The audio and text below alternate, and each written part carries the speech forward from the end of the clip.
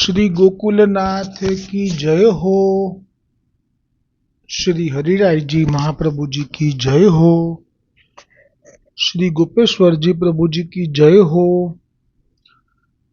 श्री हरिराय जी महाप्रभु जीए આપના લઘુ ભ્રાતા ગોપેશ્વરજી પ્રભુને માટે જે શિક્ષાપત્રોની રચના કરી તે શ્રી ગોપેશ્વરજી પ્રભુએ વાંચ્યા પછી આપે જાણી લીધું કે આમાં તો સમસ્ત વલ્લભ આચાર્ય બાળકો જે તે વખતે ભૂતલ પર છે અને ભવિષ્યમાં પ્રગટ થશે તેમના સમાધાન અર્થે જ આ ગ્રંથ પ્રગટ કર્યો છે। તેથી જ ગોપેશ્વરજી પ્રભુએ તે શ્લોક સંસ્કૃતના બાળકો માટે હોવાથી તેનું આપે શબ્દાર્થ અને વિવેચન પ્રગટ કરી અને એક બહુ જ મોટી કૃપા સમસ્ત આચાર્ય બાળકો માટે કરી, જેમાં 27મો શ્લોક જેનો શબ્દાર્થ જ્યારે ભગવાનના ઉદ્ધવ વગેરે ભક્તો પણ પ્રભુએ પ્રભાસ ક્ષેત્રમાં જે આસુર વ્યામોહ લીલા કરી તે શ્રવણ કર્યા પછી પૃથ્વી પર પ્રભુના લીલા કરી ગયા પછી પણ સ્થિતિ કરીને રહ્યા હતા। તો પછી આપણે તુચ્છ જીવો તો કોણ છીએ? માત્ર વિવેચન। શ્રી હરિરાયજી કહે છે કે હું તમને શું કહું, હું તો મહાતુચ્છ છું। ભગવાનના મહાભક્તો ઉદ્ધવ વગેરે પણ ભગવાનની અંતર ધ્યાન થયા પછીની સ્થિતિમાં ભગવાનનું આસુર વ્યામોહ લીલા કરી જવું તે શ્રવણ કરીને પણ પ્રભુ વિના પૃથ્વી પર સ્થિતિ કરીને રહ્યા। તો હું તુચ્છ જીવ તે શું કરું? આ જે શ્લોક છે એમાં હરિરાયજી મહાપ્રભુજી આપના લઘુભ્રાતા ગોપેશ્વરજી અને સર્વ આચાર્ય બાળકોને એવું સમાધાન કરી આપે છે કે હે બાળકો, તમને જ્યારે પણ એમ થાય કે પ્રભુ તો લીલા કરીને જતા રહ્યા છે, શ્રી મહાપ્રભુજી શ્રી વિઠ્ઠલનાથજી, તો હવે જીવવું દોહ્યલું છે। જ્યારે એવો વિરહ ભાવ પ્રગટ થાય ત્યારે આ ભાવ કરવો કે જેમ શ્રી કૃષ્ણચંદ્રએ આસુર વ્યામોહ લીલા પ્રભાસ ક્ષેત્રમાં કરી છતાંય ઉદ્ધવજી ભૂતલ પર વિચરણ કરતા રહ્યા, તો પછી આપણે પણ કરવાનું જ હોય એ વખતે વિરહ નહીં કરવો। પછીનો શ્લોક 28 શબ્દાર્થ। શ્રી કૃષ્ણના વિરહથી જેણે નિશ્ચય શીઘ્ર પોતાના પ્રાણનો ત્યાગ કર્યો એવા કુંતીજીના સમાન કયા ભાગ્યવાનનું ભાગ્ય હોઈ શકે? આ જે 28મો શ્લોક છે એમાં જે કુંતીજીનું ઉદાહરણ લીધું છે એ કુંતીજીને શ્રી કૃષ્ણચંદ્ર દ્વારિકાધીશજીએ આવી રીતે લીલા કરી પ્રભાસ ક્ષેત્રમાં પારધીના તીરને નિમિત્ત કરી એ શ્રવણ કરતાં જ એટલો બધો વિરહ વ્યાપ્યો કે ત્યાં જ આપે દેહ છોડી જમીન ઉપર પછાડ ખાઈને પડ્યા અને એ પ્રસંગને યાદ કરી અને આપ જાણે કે કહી રહ્યા છે કે એ જ ભાગ્યશાળી છે। વિવેચન। કુંતીજી પરમ ભાગ્યવાન ભક્ત હતા। એમણે કૃષ્ણનું અંતર્ધ્યાન લીલાનું શ્રવણ કરતા જ શ્રી કૃષ્ણનો એટલો બધો વિયોગ થયો કે તત્કાલ તેમણે પોતાના પ્રાણ ત્યાગ કર્યા। વિરોધાભાસ છે। 27માં કહે છે કે આપણે રહેવાનું છે, 28માં એમ કહે છે કે ના, આ ભાગ્યશાળી છે। એટલે બે રસ્તા બતાવ્યા, જેને પણ એટલો વિરહ થાય તો પ્રાણ છોડીને જઈ શકે। આ ત્રીજો શ્લોક આગળ 29મો આપણા પ્રભુ શ્રી કૃષ્ણ તો સદા અખંડિત હમણાં પણ બિરાજે છે, તેથી આપણને તો મનમાં દુઃખ ન થવું જોઈએ. બહુ સુંદર સમાધાન છે આ એક અલગ અલગ શ્લોકોમાં. 27મા શ્લોકમાં આપે એવું કહ્યું કે મર્યાદા અવતાર એ આસુર વ્યામોહ લીલા કરીને ગયા, પણ ઉદ્ધવ વગેરે મર્યાદા ભક્તોએ તો પાછળથી જીવવાનું થયું તો જીવ્યા. 28મા શ્લોકમાં કહ્યું કે મર્યાદા માર્ગીય દ્વારિકાધીશજીના કુંતા માતાએ તો જેઓ આસુર વ્યામોહ લીલા શ્રવણ કર્યું, જાણ્યું કે દેહ છોડ્યો, એને ભાગ્યવાન કયા. ભાગ્યવતો ભવેત. હવે 29મા શ્લોકમાં પુષ્ટિ માર્ગીય જીવો માટેની કૃપા મહાપ્રભુજીએ જે વિચારી છે, ગોવર્ધનનાથજીએ જે પ્રાગટ્ય લીધું છે ભૂતલ પર, અને અત્યારે આ રાજસ્થાન મેવાડમાં બિરાજી રહ્યા છે. અને એક એ ભાવ, અને બીજો ભાવ છે કે આપણા માથે પધરાવેલા ઠાકોરજી પણ ઘરમાં સાક્ષાત પ્રગટ બિરાજી રહ્યા છે. એ ભાવ સાથે આ શબ્દાર્થ છે કે આપણા પ્રભુ શ્રી કૃષ્ણ તો સદા અખંડિત હમણાં પણ બિરાજે છે, તેથી આપણને તો મનમાં દુઃખ ન થવું જોઈએ. બહુ સુંદર સમાધાન એક પછી એક અલગ અલગ શ્લોકોમાં લીધું. 29મા શ્લોકમાં તો એમ જ કહી દીધું કે આપણા પ્રભુ શ્રી કૃષ્ણ, આ ઉપર જે બે વાત થઈ શ્લોકોની એ મર્યાદા માર્ગીય દ્વારિકાધીશજીની વાત થઈ, પણ પુષ્ટિ માર્ગ પ્રગટ થયો છે તો મર્યાદા માર્ગીઓ માટે નથી. પુષ્ટિ માર્ગીય તો વૈષ્ણવો માટે, દૈવી જીવો માટે છે, અને એમના માટે તો આખું અલગ જ મહાપ્રભુજીએ પુષ્ટિ માર્ગ પ્રગટ કરી, અને ગોવર્ધનનાથજીએ પણ સાથે પ્રાગટ્ય ગોવર્ધન પર્વતમાંથી લઈ, અને વૈષ્ણવો જ્યાં સુધી ભૂતલ પર છે ત્યાં સુધી આપ વલ્લભ એ ભલે આસુર વ્યામોહ લીલા કરી, પણ આપે છેવટે અંત સમયે જે વૈષ્ણવ સાથે હતો એને કહેલું કે અમે આ લીલા જે કરી રહ્યા છીએ, દેહ હવે દર્શન અમારા નહીં થાય. કોને? તો કે જે દૈવી નથી એને, પણ દૈવી માટે અમે અમારા ભગવદીઓના ઘરે કાયમ માટે વાસ કરીશું. વિશ્વાસ ન આવે તો તું ફલાણા વૈષ્ણવને ત્યાં જઈને દર્શન કરી લેજે મારા. અને પ્રસંગ આવી ગયો કે વૈષ્ણવ ત્યાં આવ્યો અને ટેરો ખસેડ્યો, અને મહાપ્રભુજી પોથી વાંચી રહ્યા છે એટલું જ નહીં પણ સંવાદ પણ કર્યો, અને ત્યારે જ કહ્યું કે અમે ભગવદીઓના ઘરે હંમેશને માટે હોઈશું. અને ગોવર્ધનનાથજીએ પણ લીધું છે કે લીલાના પડેલા જીવોને પાછા લાવવા માટે જો વલ્લભ આટલો શ્રમ લેતા હોય, સ્વામિનીજી વલ્લભ એટલે, તો અમે પણ પ્રગટ થઈશું. એટલે જ ગોવર્ધનનાથજી પ્રગટ થયા છે, અને એ જ્યાં સુધી દૈવી જીવો ભૂતલ પર છે ત્યાં સુધી આ બિરાજેલા છે જ. એટલે જ લખ્યું કે આપણા પ્રભુ શ્રી કૃષ્ણ તો સદા અખંડિત હમણાં પણ બિરાજે છે, તેથી આપણને તો મનમાં દુઃખ ન થવું જોઈએ. વિવેચન. આપણા પ્રભુ નિત્ય પ્રત્યક્ષ બિરાજમાન છે. શ્રી મહાપ્રભુજી દ્વારા જે પ્રભુનો અમને સંબંધ થયો છે તે પ્રભુ તો નિત્ય અમારા ઘરે બિરાજમાન છે, તેથી મનમાં દુઃખ સર્વદા ધારણ ન કરવું. એટલે આ ખરેખર આચાર્ય બાળકો માટે જ છે. આ ગોપેશ્વરજી પ્રભુના ઘરમાં જે સેવા હતી અને જેમની સેવા એ કરી રહ્યા હતા, આ એ પ્રભુનો અહીંયા ઉલ્લેખ કર્યો કે પ્રભુ તો નિત્ય અમારા ગૃહે બિરાજમાન છે. અને આવા આગળનો શ્લોક 30મો. શબ્દાર્થ. આ શિક્ષા તમે ભગવદીઓ એકત્રી મળીને વિચારજો, અને શિક્ષા દ્વારા બુદ્ધિમાં જે સંદેહજન્ય હોય તે સર્વ દૂર થશે.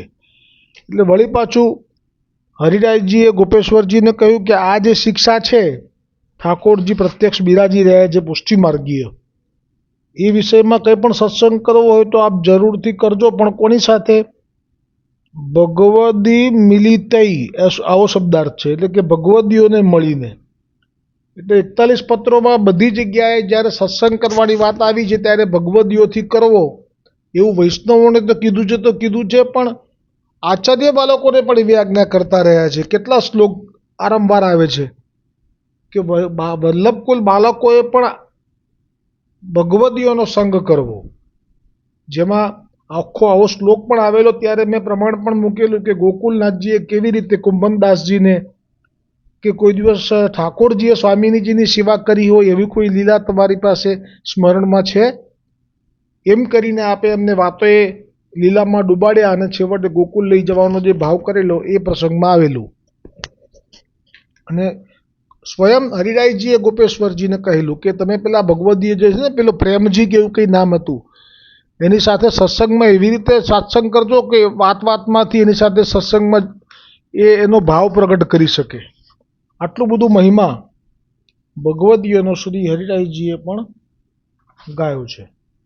આ બસ આવતીકાલે 31મો શ્લોક આવશે એ પણ આચાર્ય બાળકો માટે સ્પષ્ટ હશે એનું પ્રમાણ આપીશું આવતીકાલે. કેમ કે આ વિજ્ઞપ્તિ શ્રી ગુસાઈજી કરે છે તો એક શ્રી ગુસાઈજીની બધી જ વિજ્ઞપ્તિઓ એ આપના જ ભવિષ્યમાં વંશમાં પ્રગટ થતા બાળકોને એવું જે અનુભવ થવાનું છે કે જેમાં એમને સમાધાન જોઈશે તો એ સમાધાન માટે જેમ આપણને 84 વૈષ્ણવ 252 વૈષ્ણવનો આધાર છે એમ આચાર્ય બાળકોને પણ 41 પત્રોનો જ આધાર છે. એ સિવાય બીજું એકે સાહિત્ય સમાધાન માટે આચાર્ય વંશ બાળકો માટે નથી. એટલે આને વૈષ્ણવોનો આપ ગ્રંથ છે એમ કરી અને ખૂબ પુસ્તકોનું વેચાણ કરી દીધું, ન્યોછાવર લઈને એને વેચી દીધું, ખૂબ વેચ્યું. અને એ જે પુસ્તક વેચ્યું એમાં વિવેચન જ લગભગ એમાંથી કાઢી નાખ્યું છે, શબ્દાર્થ જ દેવા દીધો છે. એટલે વિવેચન ગોપેશ્વરજી આચાર્ય બાળકો માટે કર્યું છે એટલે જ કદાચ કાઢી લીધું હશે. આમાં તો બહુ અટપટું છે પણ એમાં નુકસાન આ જ્યારથી વૈષ્ણવો માટે છે એમ કરી અને આ ગ્રંથનો ભાવ જેમના માટે હતો એની ઉપર જે પડદો પાડવામાં આવ્યો છે પદ્ધતિસર બધાએ સૌએ સહિયારી ઈચ્છા શક્તિથી, એનું સૌથી મોટું નુકસાન એ જ બાળકોને થયું છે. અને આજે વૈષ્ણવો સરળતાથી 84-252 અનુસરે છે એ લોકો આનંદ સાગરમાં નાય છે. અને એમને આજે પણ એમની ક્ષણ ક્ષણ મહાપ્રભુજીની શ્રી ગુસાઈજીની કૃપાથી અતિ સુંદર પસાર થઈ રહી છે. કેમ કે એમનો આધાર 84-252 આજે પણ છે એ લોકો માટે. એવી રીતે જે આચાર્ય બાળકો એમના આત્મા ઉપર હાથ મૂકીને કબૂલ કરતા હશે કે ના આમાં શ્રુતિ સ્મૃતિ માટે વાત કરી છે એ તો અમારા માટે છે, આ કંઈ વૈષ્ણવોનું ગજુ ના હોય શ્રુતિ સ્મૃતિમાં તો. એટલે એમના હૃદય પર હાથ રાખીને કબૂલ કરી અને આજે પણ જો આ શિક્ષાપત્રને આપ જ્યારે એનો અધ્યયન કરે તો આપના સંપૂર્ણ સમાધાન આમાં સમાયેલા છે. એને કદાચ એવું માનું છું કે કેટલાય બાળકો એવા પણ હશે જે અંતર્મુખી હશે. બહિર્મુખી માટે તો બધું હવે પ્રતિબંધ છે, સિવાય પ્રતિબંધ સત્સંગે પ્રતિબંધ. હવે તો એમની પાસે આટલું જ રહ્યું, આમ કરી નાખું ને તેમ કરી નાખું. પણ આપણે એમ કહીએ કે ક્યાં તો ઠાકોરજીના માટે આપના ઘરે બિરાજે છે એમના માટે રસોડામાં જાઓ અને યથાશક્તિ સામગ્રી સિદ્ધ કરો. અથવા એમ કહીએ કે આપ એક કામ કરો, ભલે કથા યામવા સેવા યામવા, તો સેવા ના કરો તો કથા, એટલે કે 84-252 વલ્લભ વિઠ્ઠલના ચરણોમાં પ્રીતિ વધે એવા સત્સંગોની લાણી લૂંટાવો વૈષ્ણવોને, અથવા આપ જ કરો. કરવાનું આવે ત્યારે માથું ખંજવાળે કે માથામાં, પછી આગળ નહીં બોલું, આપણી પાસે એટલી યોગ્યતા નથી. એટલે જેને પણ આચાર્ય બાળકને ખબર પડી ગઈ છે કે આ પત્રો બધા અમારા માટે છે, એ લોકો આજે પણ લાભ લઈ અને ખૂબ શાંત સૌમ્ય રીતે આપનું જીવન મહાપ્રભુજીનું ચરણ કમલમાં આશ્રય કરી, વિઠ્ઠલનાથજીના ચરણ કમલમાં આશ્રય કરી અહમ વલ્લભાસ્મી એવો ભાવથી દૂર થઈ કે હું જ વલ્લભ છું એવો ભાવથી દૂર થઈ અને ખૂબ સુંદર રીતે આપ પણ આપનો આ કાળ વ્યતીત કરી રહ્યા છે. પણ જેમણે પણ હજી આ 41 પત્રો વૈષ્ણવ માટે છે કહી અને હાથ ઊંચા કરી દીધા છે તો એમનું જ સંપૂર્ણ નુકસાન એ જાતે જ પગ ઉપર કુહાડા માર્યા બરાબર ગણાય.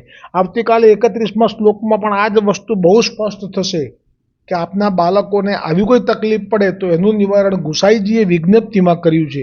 એટલા માટે વિજ્ઞપ્તિ જે કંઈ ગુસાઈજીએ કરી છે એ માનો કે આપણા માટે જેમ વૈષ્ણવ માટે 84-252, તો આચાર્ય બાળકો માટે શ્રી ગુસાઈજીની વિજ્ઞપ્તિ અને 41 પત્રો આવતીકાલે આવશે. હવે આપણે નિવેદનનું અનુસંધાન જે આજ્ઞા છે મહાપ્રભુજીની નવરત્ન ગ્રંથમાં એ જરૂરથી કરવું જોઈએ. શબ્દાર્થ પણ આજથી લેવો છે જેથી આપણી અંદર જે સમર્પણનો ભાવ થયા પછીની શ્રદ્ધા જાગવી જોઈએ એ ખૂબ ઝડપથી જાગે અને સંપૂર્ણ લાભ મળે બ્રહ્મ સંબંધનો નિવેદન અનુસંધાન કરવાનો. સહસ્ત્ર પરિવત્સર મિત કાલ જાત કૃષ્ણ વિયોગ જનિત તાપ ક્લેશ આનંદ તીરો ભાવોહમ ભગવતે કૃષ્ણાય શ્રી ગોપીજન વલ્લભાય દેહ પ્રાણ ઇન્દ્રિય અંતઃકરણાની તદ ધર્માસ દારાગર પુત્ર આપવીતી પ્રાણી આત્મના સહ સમર્પયામી. દાસોહમ કૃષ્ણ તવાસ્મી દાસોહમ કૃષ્ણ તવાસ્મી દાસોહમ કૃષ્ણ તવાસ્મી. શ્રી કૃષ્ણ શરણમ મમ શ્રી કૃષ્ણ શરણમ મમ શ્રી કૃષ્ણ શરણમ મમ. આ બ્રહ્મ સંબંધ મંત્રનો ગુજરાતીમાં ભાવાર્થ. ભગવાન શ્રી કૃષ્ણથી વિખૂટા પડે હજારો વર્ષોનો સમય વ્યતીત થવાથી ભગવાનની પ્રાપ્તિ માટે હૃદયમાં જે તાપ ક્લેશનો આનંદ થવો જોઈએ તે જેને તિરોધાન થયો છે એવો હું જીવ ભગવાન કૃષ્ણ શ્રી ગોપીજન વલ્લભને દેહ ઇન્દ્રિય પ્રાણ અંતઃકરણ તેના ધર્મો સ્ત્રી ઘર પુત્ર કુટુંબ ધન આ લોક અને પરલોક. આ લોક એટલે આ ભૂતલ ઉપર આપણે જે રહીએ છીએ એ પણ એમને સમર્પણ કરી રહ્યા છીએ અને પરલોક એટલે કે જે લીલામાંથી વિખૂટા પડ્યા છીએ એ ગોલોક. પછી આત્મા સહિત સમર્પણ કરું છું. હું દાસ છું, હે કૃષ્ણ હું તમારો છું. આ વાત જેમ પાવર ઓફ એટર્ની સાથે હું સરખાવું છું તો ઘણા લોકોને ના ખબર હોય પાવર ઓફ એટર્ની એ વકીલોની ભાષા છે, તો એ પણ હું ચોખવટ કરું જેથી ઝટ સમજાશે આ અનુભાવ. પાવર ઓફ એટર્ની એટલે કે કોઈ વ્યક્તિ જ્યારે પોતાનો અધિકાર એક વખત કોઈને પણ ટ્રાન્સફર કરી દે અને કહી દે કે હવે આજથી મેં આને પાવર ઓફ એટર્ની આપી એટલે કે મારા તરફથી એ કોઈ પણ જાતનું વ્યવહાર મારી જે કંઈ પણ આ સંપત્તિ છે કે જે દ્રવ્ય છે એનું એ કરી શકશે, આવી લેખિત બાંહેધરી આપે એને પાવર ઓફ એટર્ની કહેવાય. જોકે મેં પણ લોનો અભ્યાસ કર્યો છે, LLB થોડું ઘણું જાણું છું. પણ અહીંયા ગોવર્ધનનાથજીને જે આપણે પાવર ઓફ એટર્ની આપી છે તો એમાં કોઈ લૌકિક ભાવ નથી અને આ પાવર ઓફ એટર્ની લીધી છે ગોવર્ધનનાથજીએ, આપે જ આ પ્રગટ કર્યો છે મંત્ર, એટલે કહું છું કે આપે આ લીધી છે જે પાવર ઓફ એટર્ની આપણા સૌની. આમાં આપનો પણ લૌકિક ભાવ નથી. આપ તો લીલાના જીવોને ભૂતલ ઉપર વિહાર અને સ્મરણથી ભૂલી ગયેલા જાણીને કૃપા કરવા માટે આ મંત્ર પ્રગટ કર્યો છે. એટલે તો આવું કહ્યું કે હજારો વર્ષોનો સમય વ્યતીત થવાથી. આવું કેમ કહ્યું? તો કે પહેલાં આપણે હતા લીલામાં પણ હવે એ સ્મરણ નથી રહ્યું. એટલે જ આ મંત્ર કેટલો બધો એનો ભાવ કેટલો બધો સ્પષ્ટ છે કે હજારો વર્ષોનો સમય વ્યતીત થવાથી ભગવાનની પ્રાપ્તિ માટે હૃદયમાં જે તાપ ક્લેશનો આનંદ થવો જોઈએ તે જેને તિરોધાન થયો છે. દેશી ભાષામાં કેવું હોય તો બધું ભૂલાઈ ગયું છે તેવો હું જીવ. આ બધું જ હું ભૂલી ગયો છું એવો હું જીવ ભગવાન કૃષ્ણને દેહ ઇન્દ્રિય પ્રાણ એમ કરી એના જે આપણે કંઈ કહ્યું ધર્મો સ્ત્રી ઘર પુત્ર કુટુંબ ધન, આ એટલા માટે આવું પાવર ઓફ એટર્નીમાં આપે બધું અંદર ઉમેરી લીધું શ્લોકમાં ગોવર્ધનનાથજીએ કે જેથી એ જીવને હવે પછી કોઈ પણ આ જે સમર્પણમાં શબ્દો છે એ કોઈ પણ વસ્તુ માટે જવાબદારી ગોવર્ધનનાથજીએ સામેથી સ્વીકારી લીધી છે. આ ખરેખર કૃપા માર્ગ જે છે એ શા માટે છે એનું આ કારણ છે. કેમ કે આ કોઈ પણ વસ્તુનું જો સમર્પણ ના થયું હોય તો પછી ગોવર્ધનનાથજી એમાં હસ્તક્ષેપ ના કરી શકે. કેમ કે દરેક જીવને સ્વતંત્રતા એ ભગવાને આપેલી છે. કોઈને એમ થાય કે કેમ સ્વતંત્રતા આપેલી છે આવી, તો કેમ કે જ્યારથી ભગવાનથી જે જીવો પ્રગટ થયા એ જીવોએ એવું ઈચ્છ્યું કે ભગવાન તમે જેમ સ્વતંત્ર થઈને લીલા કરો છો, તમે જેમ સ્વામીની સાથે વિહાર કરો છો, તમે જેમ ઈચ્છા પ્રમાણે બધું કરો છો તો અમને પણ એ સ્વતંત્રતા મળવી જોઈએ. તો આવી સ્વતંત્રતા એ પુષ્ટિ માર્ગ સિવાય અન્ય જીવો માટે તો છે જ, એટલે આપ એમનામાં હસ્તક્ષેપ નથી કરતા. એ જે કરે એમાં એમને કોઈ દિવસ આડા નથી આવતા, કેમ કે એમની સ્વતંત્રતા છે. એમણે માગ્યું છે કે જેવું ભગવાનનું સ્વતંત્રપણું એવું અમારું પણ હોવું જોઈએ. તો ભગવાને કીધું કે આ વ્યવહારિક છે, તમારે અમારા શરણે ના આવવું હોય, તમારે અમારી જરૂર ના હોય તો અમે શા માટે તમને હેરાન કરીએ. જેમ કે મા બાપના જે પુત્રો સક્ષમ હોય પોતાના પગ ઉપર, તો એ શા માટે પછી શરણે આવે, એ પોતાની રીતે કરી લે. પણ જે પુત્રોમાં માતા પિતા માટે પ્રેમ હોય અને શરણાગતિ હોય અને સેવાનો ભાવ હોય, તો પછી એમ કે ના, તો પછી આપ જેમ કહેશો એમ હું કરીશ. બસ આટલો ભેદ છે આમાં. આ લીલાના જીવો છે એ લોકોને તો પોતાની રીતે જીવીને હજારો વર્ષ એમણે આવા કાઢ્યા જ છે, પણ કંઈ થયું નથી, કશું વળ્યું નથી. પણ હવે આપ જ ઈચ્છીએ છીએ કે ના, આ લોકોને જો યાદ આવશે ને કે હું તો ઠાકોરજી સાથે લીલામાં હતો, પછી એ લોકોને નીચે નહીં ગમે. આ વિશ્વાસ છે ઠાકોરજીને, એટલે ઠાકોરજીએ આ મંત્ર પ્રગટ કર્યો જેમાં બધું આવી જાય. અને કોઈ અભાગી એવો હશે કદાચ ગળ્યો ગાંઠ્યો કે જેને આ બોલ્યા પછી પણ લીલા પ્રાપ્તિ કરવાની ઈચ્છા નહીં થતી હોય. કોઈ અભાગી એકાદ જ હોય તો હોય, બાકી કોઈ ના હોય. કેમ કે આ આવી કૃપા એ તો ન ભૂતો ન ભવિષ્યતિ. આવો મંત્ર ન ભૂતો ન ભવિષ્યતિ. એટલે તો ચિત્ત સ્વામીએ ગાયું કે અબજો ભઈ સો કબ ન ભઈ. હવે તો આટલું જ કરવાનું રહ્યું આ સમર્પણ થયા પછી કે રટો રટો ને રાધે શ્યામ છેલ્લો ફેરો છે, કે રટો રટો ને અષ્ટાક્ષરનું નામ છેલ્લો ફેરો છે. રટો રટો ને અષ્ટાક્ષરનું નામ છેલ્લો ફેરો છે. હવે કેવી રીતે આ છેલ્લો ફેરો છે? તો કે આપણે સમર્પણ કરી લીધું પછી ગોવર્ધનનાથજી કે હવે મારી જવાબદારી, હવે તમારે જીવન જીવવાનું છે. પણ કઈ રીતે? કે તમારે સંન્યાસીની જેમ કપડાં બદલવાની જરૂર જ નથી, પણ તમારે ત્યાગ હૃદયથી કરવાનો છે. આ બધાને અમને સોંપી દીધા પછી આ બધાની ચિંતા હવે તમારે કરવાની નથી. ત્યાગ દેહનો નહીં પણ દિલનો કરો, ત્યાગ દેહનો નહીં પણ દિલનો કરો, મારાપણું મૂકી પછી જગમાં ફરો, મારાપણું મૂકી પછી જગમાં ફરો. કેમ કે સોંપાઈ ગયું છે, હવે આપણે ચિંતા ક્યાં રહી? આ બધું આપણું તો છે નહીં. પછી ભલે ને તમે જગમાં ફરો કે સેવા કરો, મારાપણું મૂકી પછી સેવા કરો, ભૂલો દેહ અને દુનિયાનું ભાન છેલ્લો ફેરો છે. હવે તો રહી જ કઈ ચિંતા આપણને? આટલા બધા જે પણ છે બધા જ સંકળાયેલા દેહ સાથે, આત્મા, ઇન્દ્રિય, પ્રાણ, ધન, સ્ત્રી, પુત્ર બધું તો સમર્પી દીધું. એટલે હવે તો આપણે આ જ કરવાનું રહ્યું ને કે ભૂલો દેહ અને દુનિયાનું ભાન છેલ્લો ફેરો છે. હવે તો એ યાદ રાખવાનું કે આ તો વલ્લભે એવી કૃપા કરી કે આપણા પ્રારબ્ધોનો નાશ કરી નાખ્યો. એ ઋણ નહીં ભૂલવાનું કે વલ્લભ પ્રત્યેના ઋણને કરી દો અદા, વલ્લભ પ્રત્યેના ઋણને કરી દો અદા. અને હવે આ જે આપણા મારા કહીને જે સગાવાલાઓ છે એ આટલા જન્મોથી હતા, આટલા વર્ષોથી, પણ કોઈએ લીલા પ્રાપ્તિ માટે એક વખત પણ કશું કરી શક્યા નથી. અને હવે તો આપણને તો મહાપ્રભુજીએ આખો માર્ગ જ પ્રશસ્ત કરી દીધો. એટલે કહ્યું કે વલ્લભ પ્રત્યેના ઋણને કરી દો અદા, જે નજરે નિહાળો તે ખોટું સદા.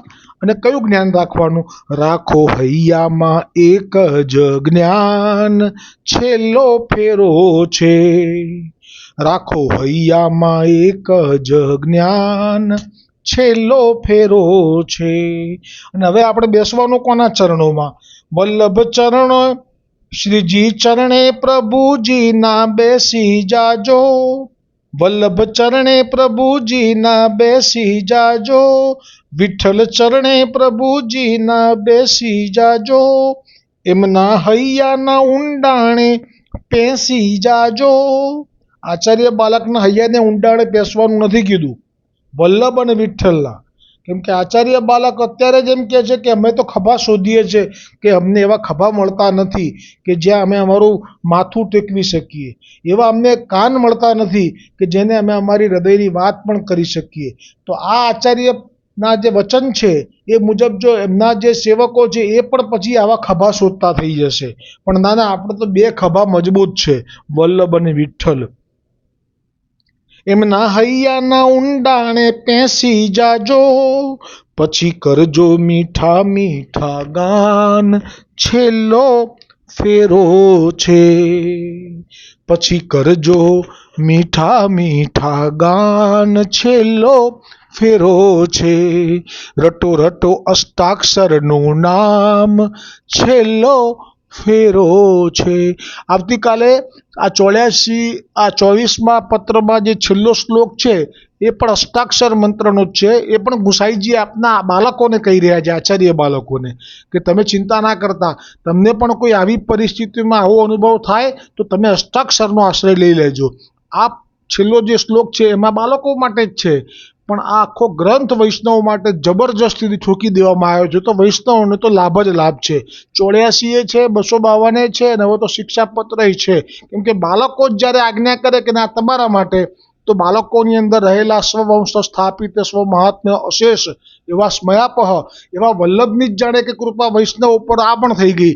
એટલે અત્યારે જે વૈષ્ણવનું તેજ છે એટલું બાળકોનું પણ નથી રહ્યું. આટલો બધો જે વિરોધાભાસ ને બેલેન્સ આટલું બધું ખોરવાઈ ગયું છે, એનું મૂળ કારણ આ 41 પત્રો કોઈને પણ પોતાના માટે છે એવું કબૂલ કરવું નથી. હા વૈષ્ણવ, એક સુંદર વધાઈ આપવાની છે. આજે પરિસ્થિતિ એવી થોડી વણસેલી છે, એમાં આપણા હૃદય સમ્રાટ વૈષ્ણવના હૃદય સમ્રાટ એવા યદુનાથજી મહોદય શ્રી દુબઈ વૈષ્ણવોના પોષણ માટે ગયેલા હતા. અચાનક જ આવી ઘટના ઘટી એટલે આપને પણ ધર્મ સંકટ ઊભું થયું. આમાં આપની સાથે જે બધા એક વૈષ્ણવ જે આપના ખાસ છે, જે ધર્મેશભાઈ, અને એ સિવાય બિરેનભાઈ, એ સિવાય મનીષભાઈ, એ સિવાય તબલાવાદક જે કાયમ હોય છે તે એમ કરીને જે આપની મંડળી છે એ લોકોને હમણાં સાથે આવી શકાયું નથી. પણ કારણ કે 3 ગણા ભાડા થઈ ગયા છે ફ્લાઇટના.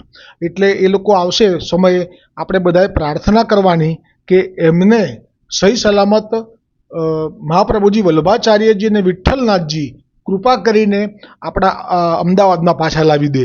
આ પ્રાર્થના આ સર્વ જે વૈષ્ણવ આ સત્સંગ વલ્લભના 2 ગ્રુપ છે, એ સિવાય અનેક ગ્રુપો સાંભળી રહ્યા છે, એ સૌને હું કહું છું કે આપ બધા જ એ યદુનાથજી મહોદય શ્રી સાથે એમની સંગત આપવા માટે જે દુબઈ ગયા હતા એ હજી દુબઈમાં જ છે. એમને આવવામાં હજી સમય લાગશે કેટલો એ કંઈ ખબર નથી. અને હા, એટલું છે કે યદુનાથજી મહોદય શ્રી અને આપના ભવજી મહારાજ એ આવી ગયા છે ગઈકાલે. એટલે એટલી હાશ થઈ ગઈ છે વૈષ્ણવોને. વૈષ્ણવનો પણ બહુ તાપ હતો અહીંયા, જે અહીંયા હવે બધાને એ તાપ શમી ગયો છે.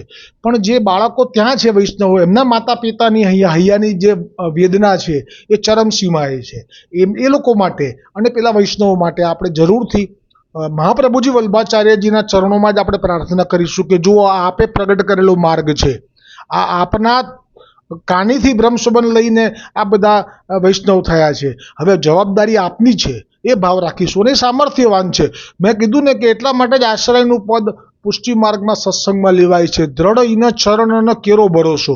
એ ભરોસો હશે એને કોઈ વાળ વાંકો થવાનો નથી. બોલો શ્રી ગોકુલનાથ કી જય હો, श्री हरिरायजी महाप्रभु जी की जय हो, श्री गोपेश्वर जी प्रभु जी की जय हो, समस्त वल्लभ कुल परिवार की जय हो, जय हो, जय हो।